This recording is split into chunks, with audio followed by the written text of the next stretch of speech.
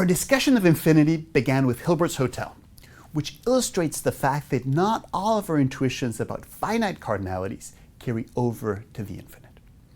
We saw, however, that there is a way of taming infinity.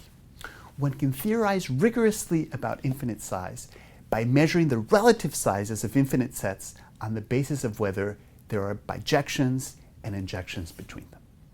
Using this approach, we concluded that some sizes of infinity are bigger than others.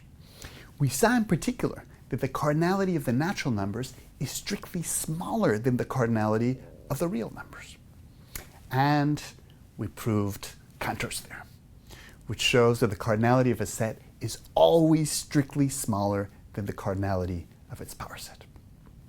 These are exciting results, and in the next lecture, we will see that they are only the beginning. Stay tuned.